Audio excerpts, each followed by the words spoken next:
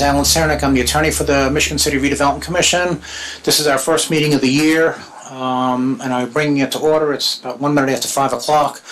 I will only take care of the first business before the commission, and that is the election of the president. With that, I will open the floor up for any nominations for president.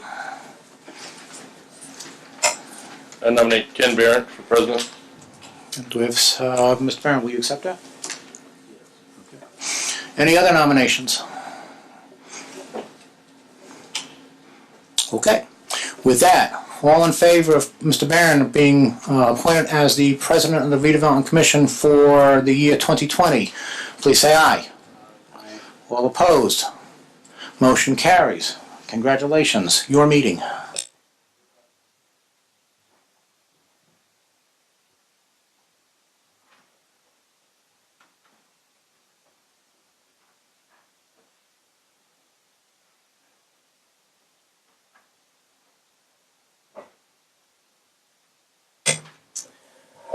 First of all, I'd like to welcome the new members, Chris Chatfield, Tony Hendricks, and myself, Ken Barron.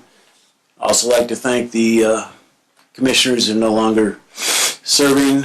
That's Ron Muir, Don Babcock, and Chuck Overly. First order of business is the approval of the minutes. Oh, yeah. All right, are there any nominations for vice president? I nominate Chris Chatfield for vice president. Chris? Second that. You accept it? Okay. Yes. All right, there's a nomination and a second. Any other nominations? Someone move with unanimous consent? All right. All right, Chris Chatfield is vice president by unanimous consent. Secretary?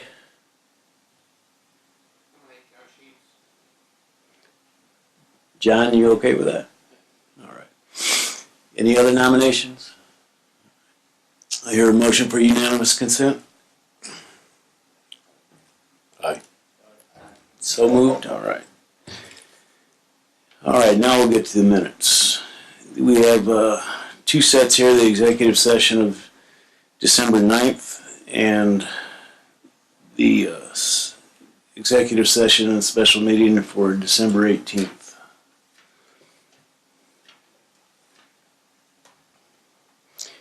Are there any additions and corrections besides the typo? Minutes of a sip. You got that, Deb? On December 18th. Your motion to approve the minutes for the December 9th and December 18th. I'll second.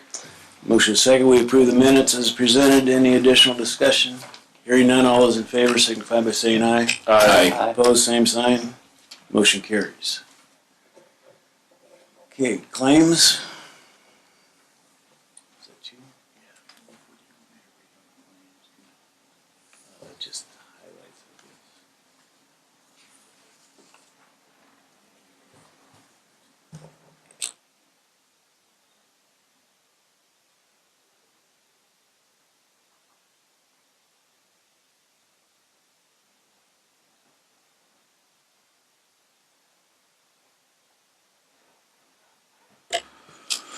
Thank you. This is Department of Redevelopment Claims Docket, January 13, 2019. December 2019, we had payroll for CDBG, reimbursable, staff and commissioners. The claims, Redevelopment Operating Fund, we had Alan Cernick for a monthly retainer for December 2019. Great American Financial for a copier fee for 2019, city controller accounting fees for 2020, claims to the North TIF Fund, the News Dispatch, public hearing notice for 1215 East 2nd Street, American Structure Point, US 12, Center Street traffic study, August MAC For litigation support change order, 6 Trail Creek Properties. August Mack for Station Block Environmentals. Beam, Longest, and Neff for Station Block Acquisitions. Department of Waterworks for hydrant meter for the time of 10/29/19 to 11/22/19. Haas and Associates for Pine and 9th Street resurfacing. Haas and Associates for Feline House expansion at Zoo. Johnny Doyle for project administration and inspection at Pine Street Apartments. Plus Shadley, Rachel and Braun for environmental cost recovery.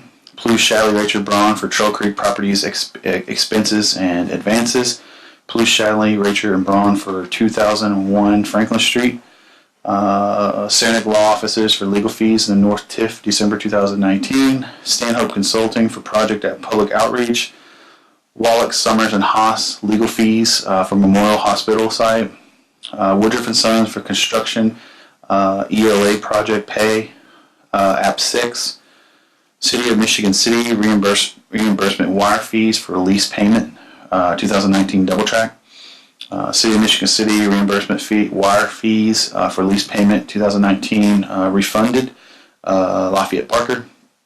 City of Michigan City reimbursement wire fees for lease payment 2011 Elston Grove.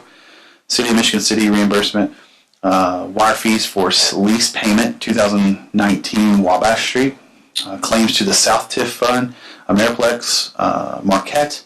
Option payment for December 19. Applied Ecological Services, professional services for Von Tobel Wetlands. Jay Schaffner for environmental remediation and demo of 355 US Highway 20. Pay App 1. Reith Riley for Franklin Street Rehab, Pay App 1 and 2. Walsh and Kelly for Ameriplex Drive roadway reconstruction, Pay App 5.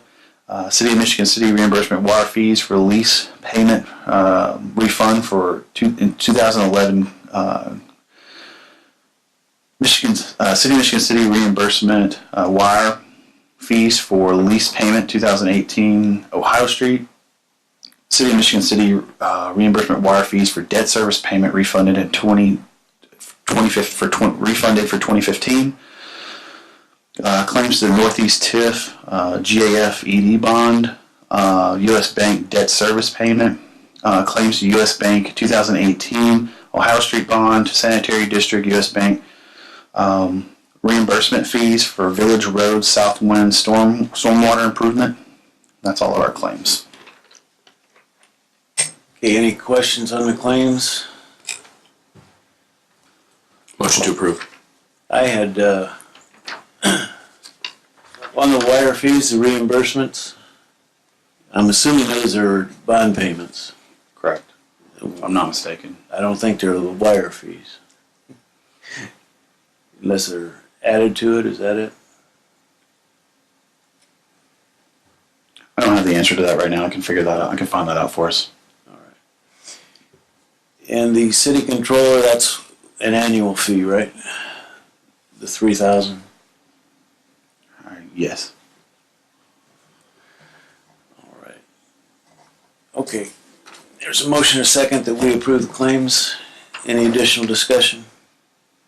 Hearing none, all those in favor signify by saying aye. Aye. Aye. Opposed? Motion carries. Financial report? 1 second. I'm still not sure what one wants me to read on this. What do you want me to read on it?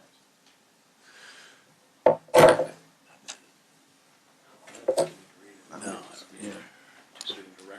Yeah.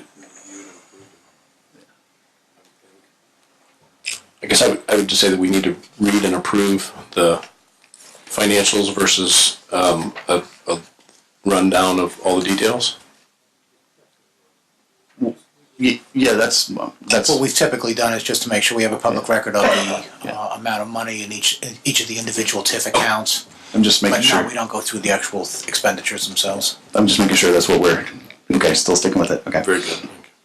MC Department of Redevelopment balance sheet 11/30/2019. Operating account, we have $201,734.54. Southside TIF account, $5,984,658.36. Southside TIF debt reserve account, we have $336,267.08. Southside TIF capital account, we have $17,568.38.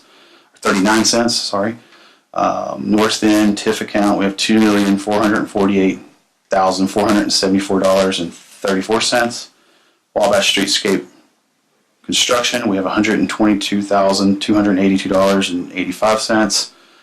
Wabash Streetscape debt reserve, we have $216,041.56.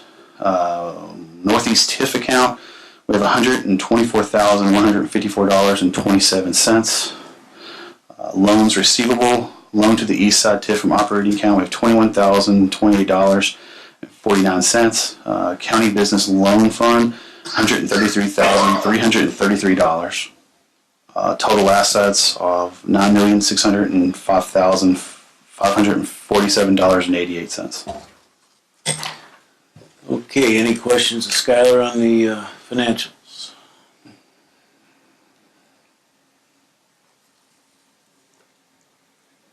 Hearing none, I'll entertain a motion to approve as presented. Motion to approve. Motion second, we approve the financials as presented. Any additional discussion? Hearing none, all those in favor signify by saying aye. Aye. Opposed? Motion carries. All right, the facade program request for 113 York Street. Good afternoon. We have Anastasia Fratto here tonight. You may recall she presented twice to this commission, once for the facade, once for the upper story residential, which I believe tonight they're before us for just the facade. They have completed what they said they would do. I don't know if any of you have driven by 113 York. It's a substantial improvement, and with that, I'm not going to steal her show. So. Sure. I actually, since this is the first time I'm in front of this commission, I prepared some exhibits for you guys if you'd like to see the building and the original package we submitted. Anastasia. Yes, Anastasia Fratto with Blue Harbor, 100 Anchor Road. And I'm also here with my colleague and the principal of Blue Harbor, Rob Hart. So we're both here if you have any questions.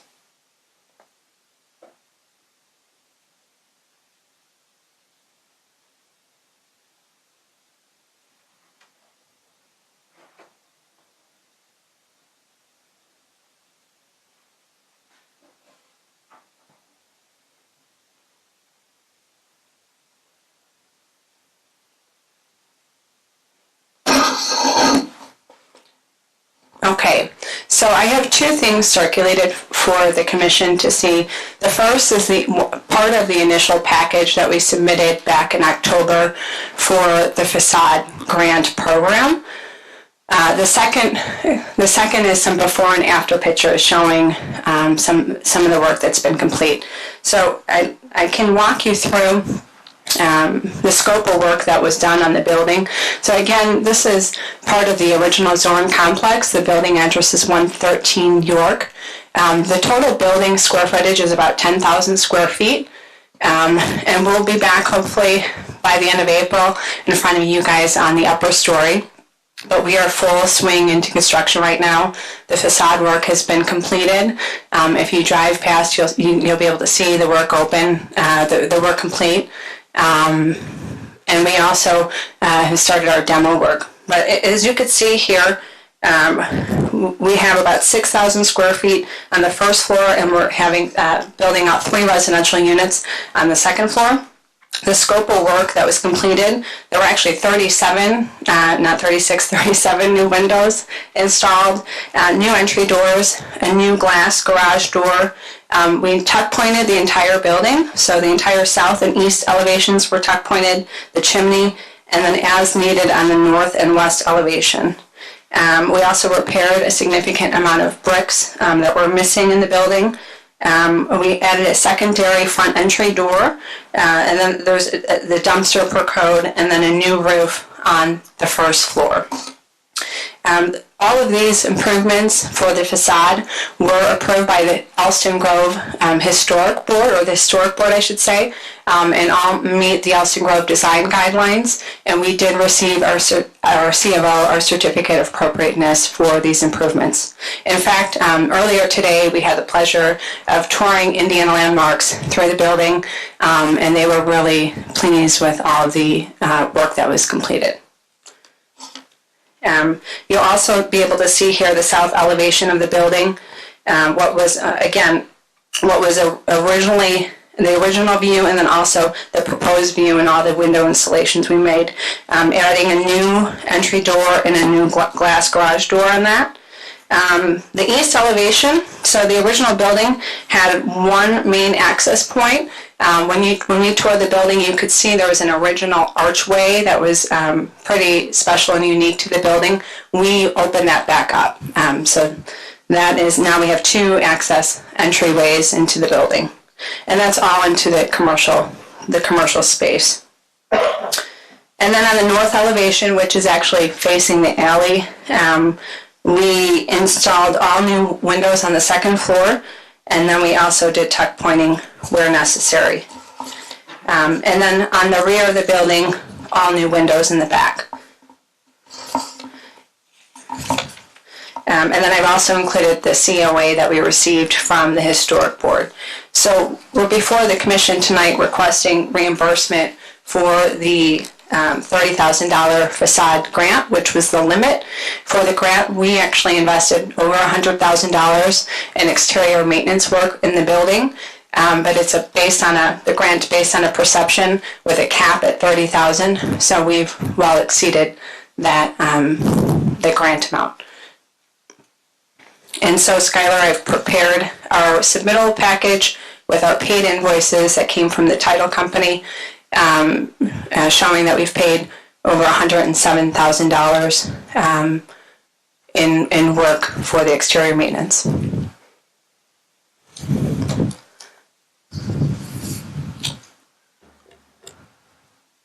You have any comments, Skylar? My only comment is we approved this. I forget when we approved. I can't remember what month we approved this, but it's been recently. October.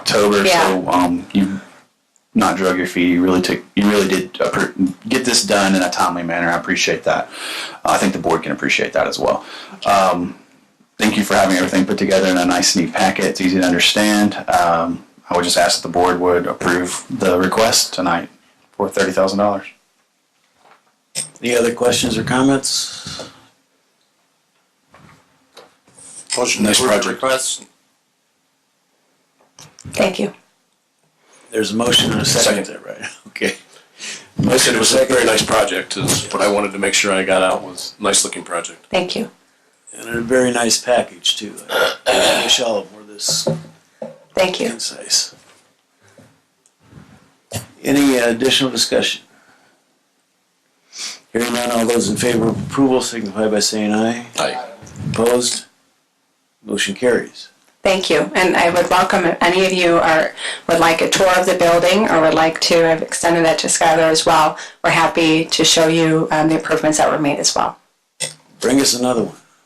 Yeah. Thank you.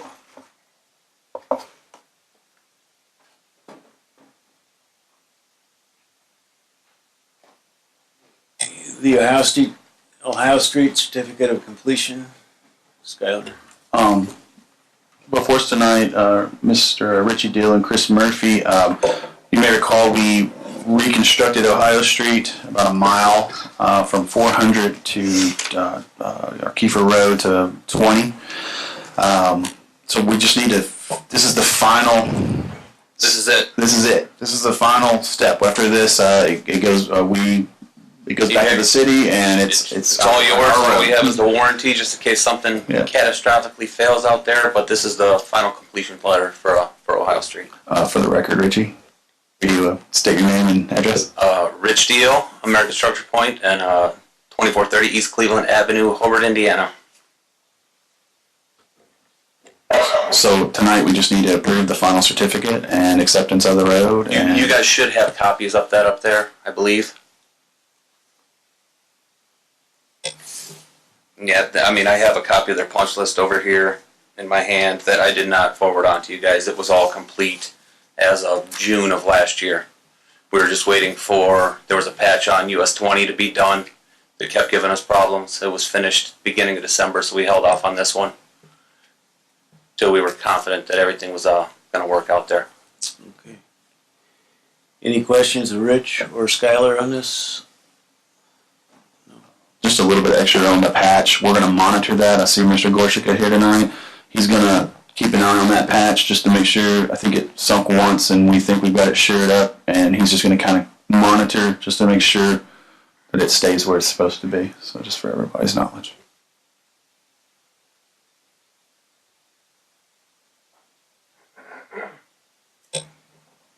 Someone like to make a motion to approve?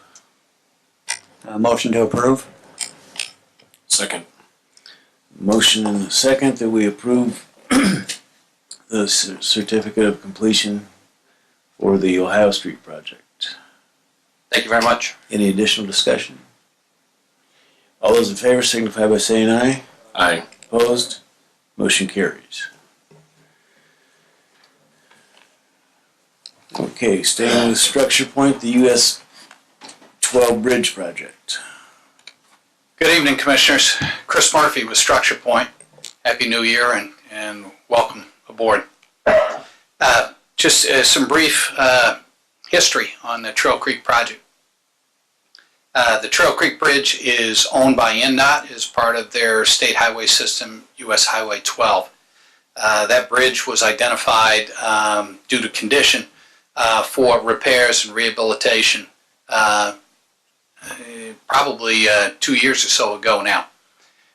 During the course of that process of engineering the rehabilitation and the repairs to that bridge, the city approached NDOT with regard to adding some elements to their project that would make the bridge more user-friendly for the community of Michigan City, particularly as it provides an access across Trail Creek from the downtown area of Michigan City to the casino development area.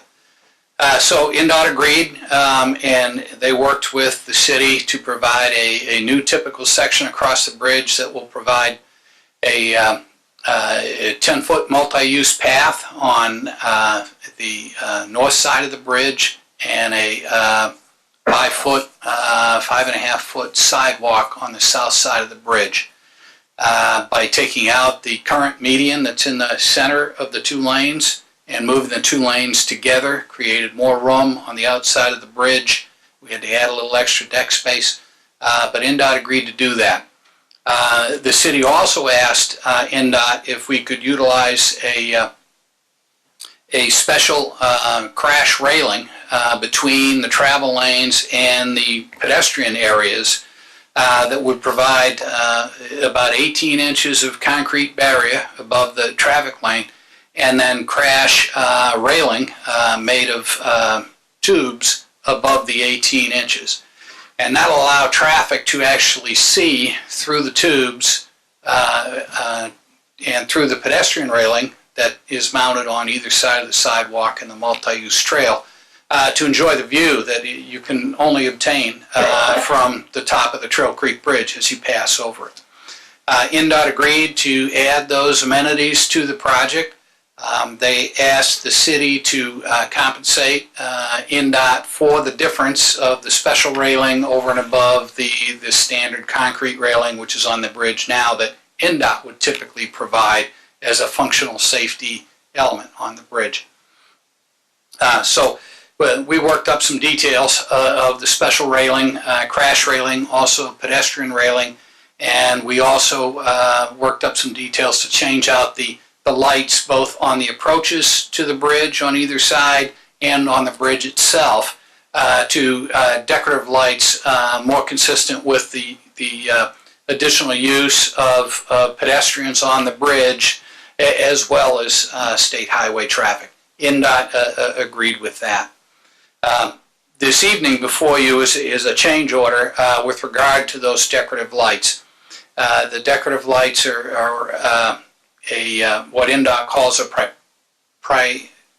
proprietary item. In other words, they were specifically, a specific manufacturer was noted by the city so that these lights would be consistent with the other decorative lights that were utilized by the city. NDOT agreed to that, and in the course of putting together the specifications for those lights, there was some confusion by the manufacturer with regard to the light poles that were needed for these decorative lights, particularly related to the height of the poles. The manufacturer provided poles that were too short, consistent with the lighting design plans that define how high the poles need to be so that the appropriate lighting is provided to the pedestrian elements and to the traffic elements. So there's a change order that we are requesting approval from the commissioners this evening to provide the appropriate height of poles to this project, which consists of 14-foot high poles that are mounted on top of the crash barrier on the bridge, and then 18-foot high poles that are mounted on breakaway elements off the bridge on the approaches to the roadway. A total of 39 light poles are involved, and the additional cost for the appropriate height for the light poles is $22,723. And this would be an expense that was all part of the city's responsibility for costs to the project to provide decorative elements over and above the NDOT standard lighting, which is all that NDOT would provide. Skylar, do you have any comments? I know Structure Point helped us design this bridge. We've been working on it for a few months now. I think this. I wanted to kick it to Chris to say, how does this affect the look of the bridge or the feel of the lights? And that was basically, is this an appropriate action? Yes. Meaning bringing the lights. How does an 8-foot pole versus a 14-foot pole feel, put out light? But it looks like this is what they're recommending, and this will fit right in with the design we have laid out before us. It won't affect the look of the bridge. It will actually probably add to the lighting of the bridge. Correct, Skylar. And the taller poles are what was actually designed as far as the lighting elements necessary for the bridge for safety for pedestrians and traffic. So it is appropriate to make the change to the taller poles to be consistent with the actual lighting design. Just a general question. So, and Skylar may be able to answer this question a little bit better. Are there any additional items that we would be via the Redevelopment Commission be responsible for moving forward on this project, such as an additional change order for some piece of this? I hope there's no other change orders that are going to come. But I mean, I think what happened was there was just a mistake in it. I think in what was submitted, we designed a 14-foot pole. What was submitted was the wrong code, if you will, for the manufacturer's model number. The model number code. I guess I don't want to see any more change orders. I don't think you guys do either. As we get down the road with building and construction, there might be change orders, but I don't think design-wise we should be good. This is coming from the reviewer who's reviewed the project and saying, hey, by the way, we need a 14-foot pole rather than an 8-foot pole. So I think no. And I guess what I like about it is we're showing consistency in the lighting that's going on in the city and the like, so that I don't have an issue with it. It's just a mistake, and those happen. So, thank you. I do want to note there has previously been discussion with this body with regard to the pedestrian railing on the bridge, and which now consists of a standard metal tube railing system at pedestrian height, which will be painted. And there has been previous discussion whether we should consider the addition of some emblem or medallion type elements to provide this standard tube, steel tube pipe railing with more of a decorative approach. We do have some time to discuss that if the community is interested, if you are interested in adding that, because the railing will be one of the final items that is installed on the bridge. But there is quite a bit of lead time in the manufacture of the pipe railing. So it is something that we probably need to think about moving ahead this year. It was discussed that we needed to get that in some timely way, because like either this can be put in the railing itself, or just going to be like attached to the outside of it, and that just kind of got put aside with the other stuff at first. So that was one of the discussions we had. Correct. And I bring that up, and it is something we still need to address for consideration, but it may potentially be an additional change order to the railing if we decide to move ahead with those elements. So would it be appropriate for me to, at the pleasure of the commission, to, would you want me to look at some of those? I think we have some designs or some things. You do have some ideas. Put forth, just ideas. Would it be appropriate for me to circulate those to the board, let you guys take a look at them, and have a discussion about them before the next meeting? Because if it did come back to us, that would be an additional change order, if you want, to what we're looking at. Yeah, I think that would be appropriate. Okay.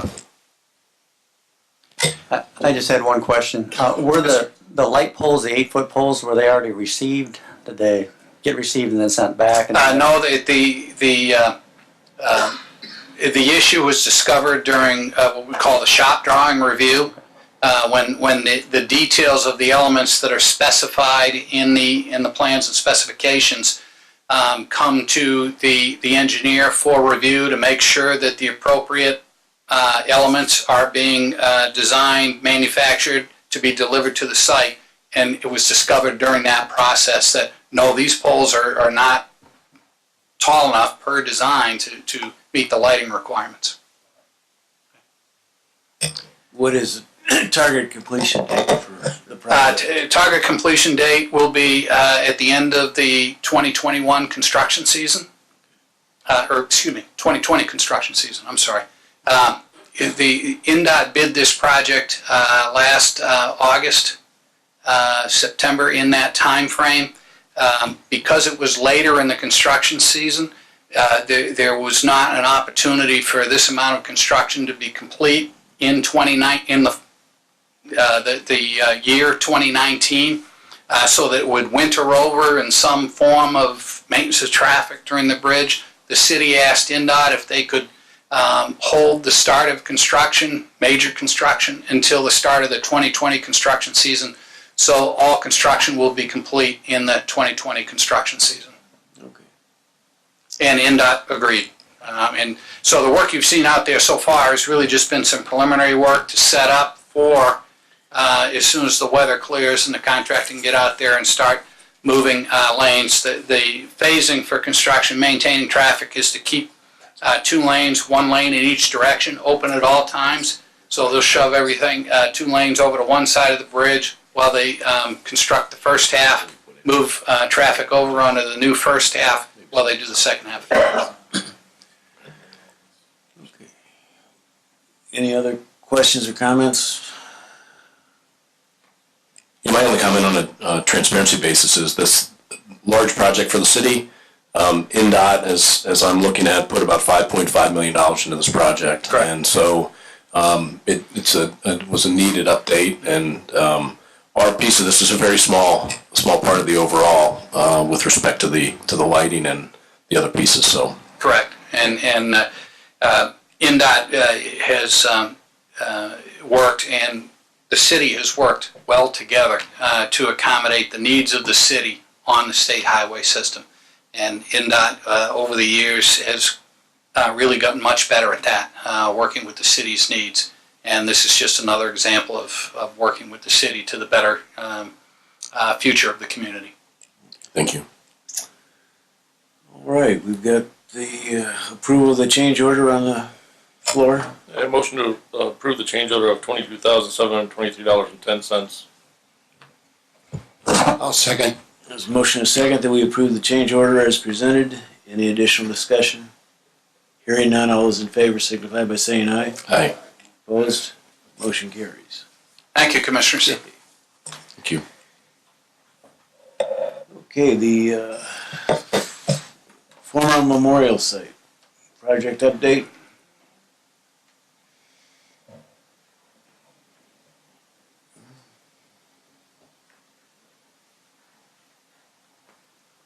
Good evening, everyone. I'm John Doyle and Associates. On the former Memorial Hospital site, we've completed the work of capping or building the parking lot on top of this subsurface drainage system that's on the north side of the project. All the concrete tests and everything came back within specification. We need to do some joint work, put some rubberized caulking in the joints in the spring, but other than that, everything else is complete. Up to this point, I don't know where we're going with this, with the new developer, but this is as far as we've been authorized to go at this point.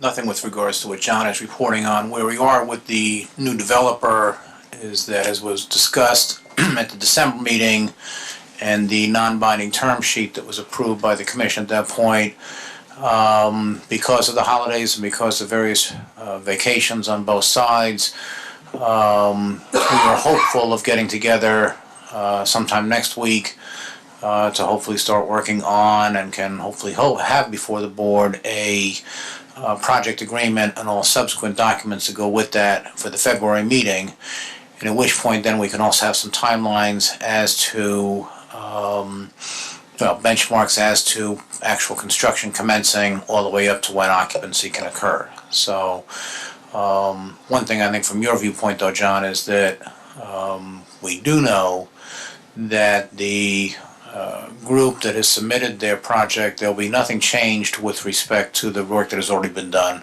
up to this point. So that's good, obviously. So we're not going to have to reinvent anything, or we're not going to go over and redo anything that was done prior. Okay. So we should be good on that.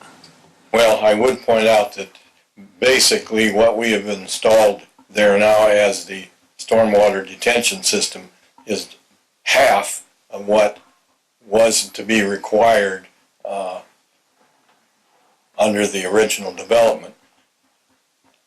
So I have not seen any plans as to see how much impervious area that may be reduced, or certainly we can't add a great deal, but there is another stormwater detention system that needs to be put in when this development is made. Okay, any questions of John? Okay. Thank you. Thank you. Okay, report by legal counsel. The only other thing to report is that, for the record, that there was an executive session immediately preceding this meeting. No items were discussed that were not permitted by the open door law, and no decisions were made. Okay, report by director. I don't really have a report, but I do have a request. I need to conduct in phase 1 environmental for a property that's under consideration for the RDC to acquire. I'm just wondering if I can get that approved tonight so that I can move forward with that in a timely manner. I'd move that we give Skylar the ability to order phase one on a specific piece of property that the Redevelopment Commission may purchase in the future. I second that. There's a motion and a second that we give Skylar the authority to secure a phase one environmental on a potential property purchase. Any additional discussion? Hearing none, all those in favor signify by saying aye. Aye. Opposed? Motion carries. Public comment?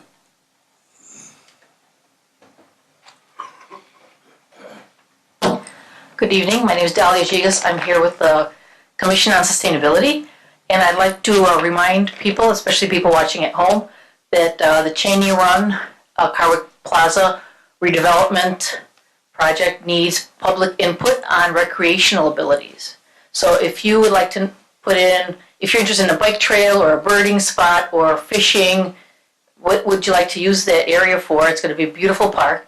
So they want input, and the meeting is on the 29th, Wednesday, January 29th, from 6 to 8 p.m., Krieger Memorial House. So the Sanitary District would like to invite you, put some public input on what kind of recreational facilities you would like in that area. Thanks. Thank you. Any more public comment? Public comment? Commissioners' comments?